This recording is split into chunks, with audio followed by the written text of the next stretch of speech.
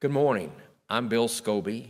I've been asked to speak to, I guess, the congregation, you would say, and tell some of my memories of being in First Presbyterian Church. I came here in 1964 in the Air Force. I've always heard that Presbyterians were God's frozen people, but I found that not to be true. I came to church one Sunday evening, and a lovely couple took me home, and we had coffee or something, and everybody was so nice and gracious, and I just fell in love with the church. And a few weeks later, they asked me to sub. Now, that's not exactly right. The first time I came over here, I'd been to Trinity Methodist, and I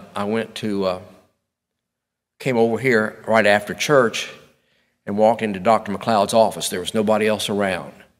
And I said, "I hear you need an organist." He said, "Well, where have you been? We've been looking for you for a year." And I said, "Well, here I am." So it seemed that the young lady that was playing the organ was with child, and she wanted to retire or quit for the time. So I agreed to have a trial Sunday.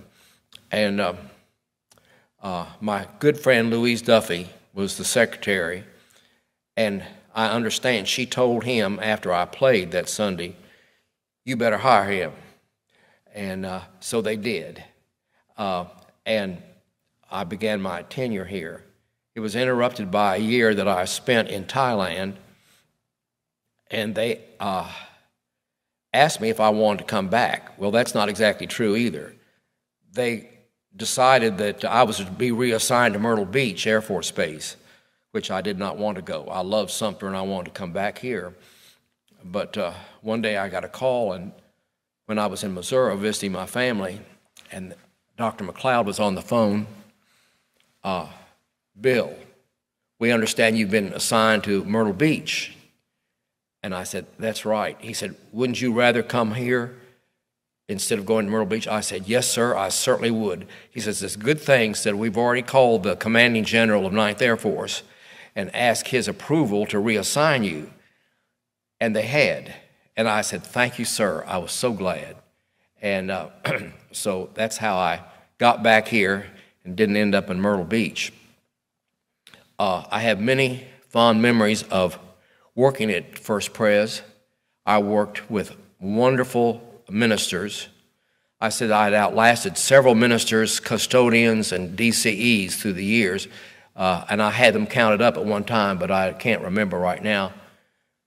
But Dr. McLeod was the first one that I worked with, and he was a wonderful man, saintly if I could describe him. He was very intellectual, and the best part of his services were his prayers.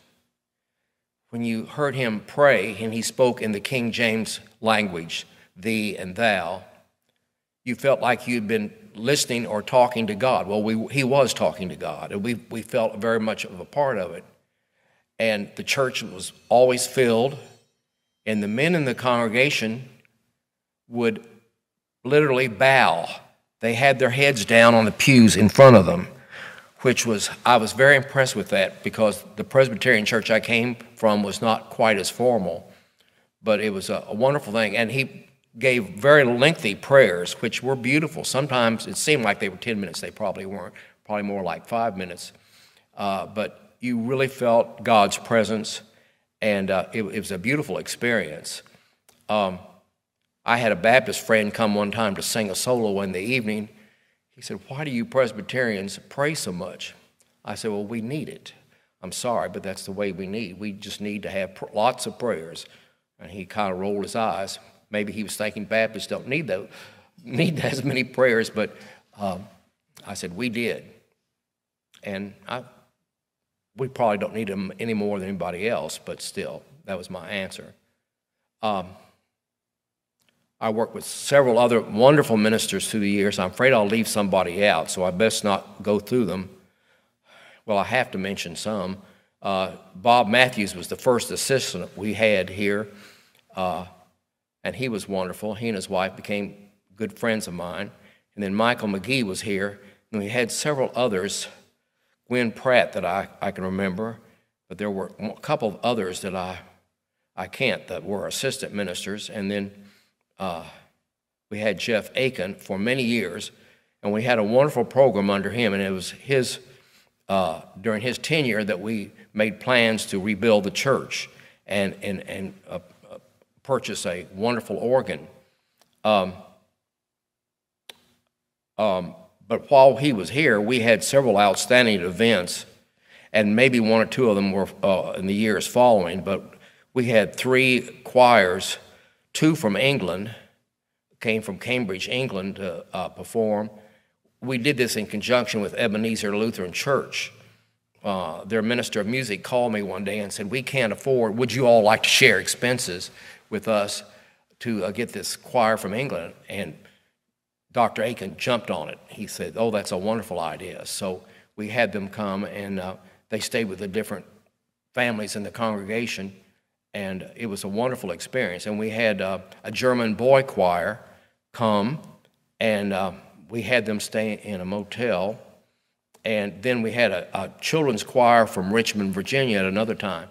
But these went over very well. They were very meaningful to the church and to the congregation. And we gave them a very good reception, I think. And I'm going to come back to the organ in a minute. But we had many other wonderful ministers. George Jacobs was our assistant and associate and served as the time for our interim minister. And he was inspirational to the congregation. And I believe he was followed by Dr. McLeod, Ed McLeod. Yeah, Ed McLeod. And he was wonderful. And we were all good friends. And in fact, I never worked with a minister that I didn't like. And we got along wonderfully. I've always heard that the choir was the battleground of most churches. Well, it wasn't here. If I saw a problem when I was, all the time I was playing the organ, part of the time I was directing the choir. But if we saw a problem, we stopped it right then. But there was never any problem in the choir. We all got along and had a good time. And I think that's important. It's important for a choir to be able to sing, but it also means that they need to feel a warmth in their group and feel a comradeship, which is very important to a choir, especially to have them produce good music, I think, and be an important part of the worship service. I don't know whether I should tell this or not, but the most exciting service we ever had was when Jeff Aiken was here, had a full crowd, and he had started his sermon, and a gentleman in the back, just under the balcony, passed out. Well, we thought he was dead. I mean, he was ashen colored, and they carried him out. And then a girl on this side of the church passed out because she always goes faint when somebody else passes out. And then a third man passed out, and they carried these bodies out and put them in the narthex. And we had 20-some doctors, and nobody went back there to help them. Finally, the wife of the first man said, "I think we ought to call EMS." So they came and got it. And Jeff was trying to go ahead and have the sermon. I told him later, I said, at that point, you should have just given the benediction. There was no sense going on because you'd lost the congregation at that point. But before that, something funnier happened. That same morning, is it still called the Cornelia McLaurin Sunday School class? And it was for very fine older ladies at that time. I don't know who's in it now, but it was a very staid group. And before church, Marty Upshur, if you remember her, Marty Upshur Jones, who sang in the choir, a beautiful lady with a beautiful voice, and had become a lawyer. She walked in first in church and walked past the parlor and saw a young man with no clothes on sprawled out over the Chippendale sofa there, unconscious. And Marty was not to be undone. She went and found a blanket or a throw, came in, put it over him. Fortunately, the ladies of Cornelia McLaurin had not arrived yet because they were right next to the parlor. And it seems that the young man had been somewhat intoxicated and had been thrown out of the car in front of the post office by his friends the night before, and the poor fellow broke into the church, and he must have found an open door, and came in and just passed out in the parlor. Well, that set the stage for the passing out.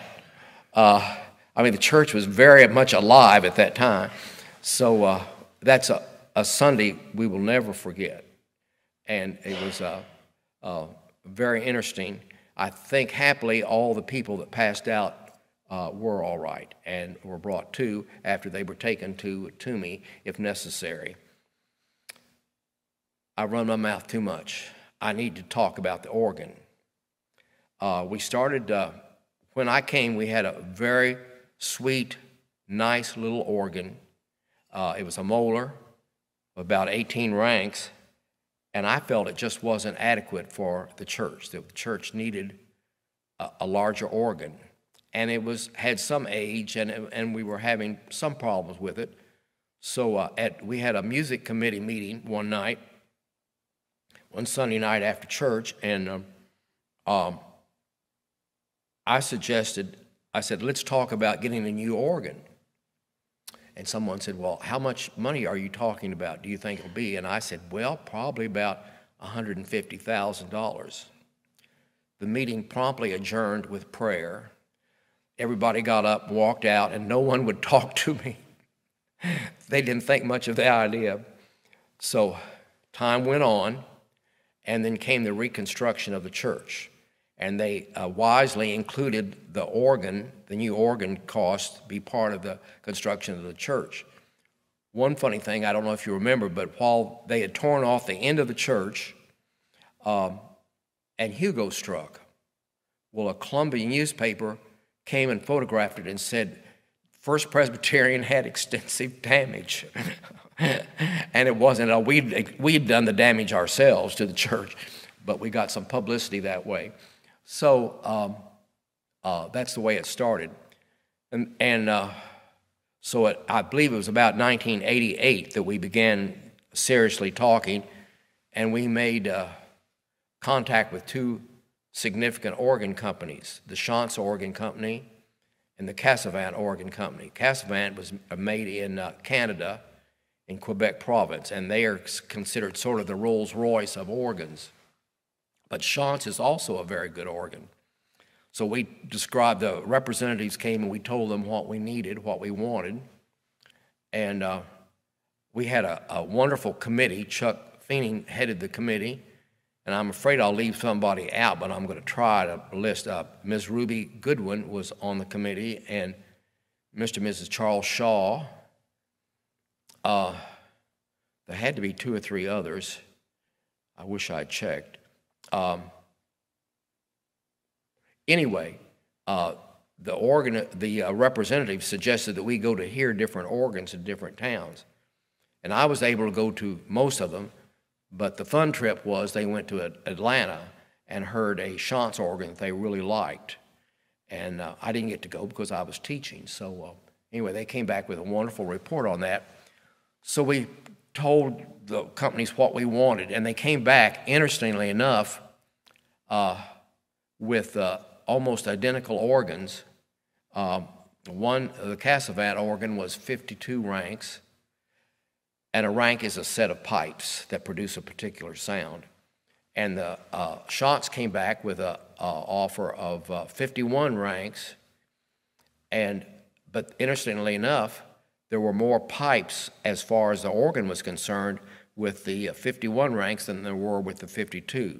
I'm not sure what difference that made, but anyway, and the prices were not similar at all. The Cassavant was like $410,000, considerably more than $150,000, if you remember. And the Chance Company proposed an organ of about just under $300,000. Well, we just could not justify a difference of $100,000, and the organs seemed to be so similar. So we decided on the Chants, and the company invited Chuck and me to go to their company to tour their factory. We made it a one-day trip. We got up early before dawn and drove to Columbia, got on a plane and flew to, I guess it was Cleveland, and then took a bus or something to Orville, Ohio, which is a very small country town in Orville, Ohio. But interestingly enough, and we had a wonderful tour there of the company, but the Chants Organ Company is right down the street from Smucker's Jelly Company. And we thought that was funny because, you know, Smucker's name, if it's Smucker's, it has to be good. Well, Chants is almost as bad, and we decided Chants had to be good too. So we decided on the Chants, and we had a real good tour, and we told them what we sort of had in mind, what we wanted. I suggested that we have sort of an English cathedral-style sound to the organ with a lot of strings, and they did that for us. And I think we got a very good result. That was just one little suggestion I had. I didn't know a whole lot about organ construction, but it was installed in 1991 and is served very well. Now, like any instrument, any mechanical thing, and I hate to use that word for the organ because to me it's almost living, it has to be maintained. And, you know, even your car, everything has to be maintained in your home and everything else, so it has to be maintained. But it's well worth it, I think. But I don't know if everyone in the church realizes this. The organ is the most expensive, and I hate to use that word, piece of equipment in the building. In fact, on the grounds, it's the most expensive because a conservative estimate, I asked somebody that's very knowledgeable what the organ would cost today to replace, and he said, without a question, $1 million. So we have something really well worth maintaining and keeping up, and I think it's lived up to its value very much. So one other thing that I want to mention that I think we need to hear and we need not to forget, during the civil rights movement, sadly, a group of black students came from Morris College and attempted to come in to worship. And a group of self-appointed elders, it wasn't a result of session meeting at all, but a group of self-appointed elders stood on the front steps and blocked their entrance and told them they could not come in to worship. And this made newspapers all over the nation, unfortunately, for First Presbyterian. Well, they went away. The next Sunday they tried again. And I think a third time, people were very upset about it. And I know Gaynell Kennedy, who was our DC at the time, told me, she said, I told my husband if he stood out there, I would leave him. And that took care, but that was generally the attitude of people. They thought it was just a shame. And so the third Sunday, they were allowed to come in, and they came back 2 Sundays and didn't come back anymore as a group. But my point is, you know, there's an old hymn called God Moves in a Mysterious Way.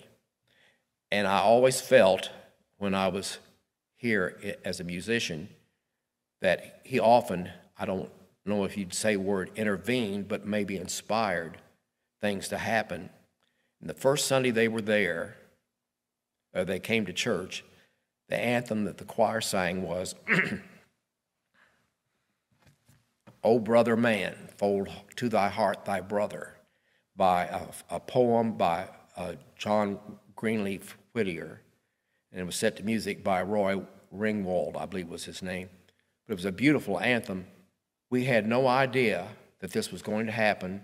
We had no inkling that there was a problem of any sort, and yet God allowed us to sing that anthem. I always found that very moving. So I retired after 37 years, thinking it was time, and I think I made the right decision. But anyway, it's been a wonderful experience being at First Church. It's been a very important part of my life, if not the most important part. Thank you very much.